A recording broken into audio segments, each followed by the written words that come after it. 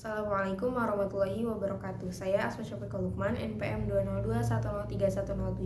Pada kesempatan kali ini saya akan menjelaskan tentang kebutuhan insidental yang mendesak, yang merupakan bagian dari 6 jenis kebutuhan menurut Morrison dalam bab ketiga, merencanakan dan mengadakan analisa kebutuhan.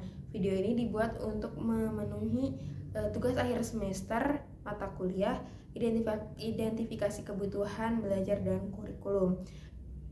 Analisis kebutuhan atau need assessment merupakan metode atau cara untuk mengetahui dan menentukan adanya kesenjangan antara masa saat ini dengan kondisi yang diharapkan. Untuk menentukan analisis kebutuhan ini, Morrison mengkategorikan 6 jenis kebutuhan. Yang pertama ada kebutuhan normatif, dan yang kedua ada kebutuhan komparatif, yang ketiga ada kebutuhan yang dirasakan atau feel needs, yang keempat ada kebutuhan yang diekspresikan, yang kelima ada kebutuhan masa depan, dan yang terakhir ada kebutuhan insidental yang mendesak. Kebutuhan insidental yang mendesak ini merupakan faktor negatif di luar dugaan manusia yang biasanya jarang terjadi, namun jika sekali yang terjadi maka akan memberikan dampak yang cukup signifikan dan mempengaruhi kehidupan.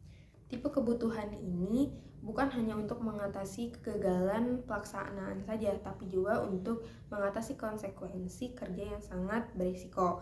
Dan kebutuhan ini dapat dianalisis dengan pertanyaan apa yang akan dilakukan jika terjadi. Misalnya, apa yang akan dilakukan jika terjadi kerusakan pada jaringan telepon atau internet? Dari jawaban ini nantinya akan menjadi alternatif jika seandainya bencana tersebut terjadi. Dan sifat keterdesakan dari kebutuhan insidental ini sangat didukung dengan waktu yang sangat jika terjadi maka akan sangat genting.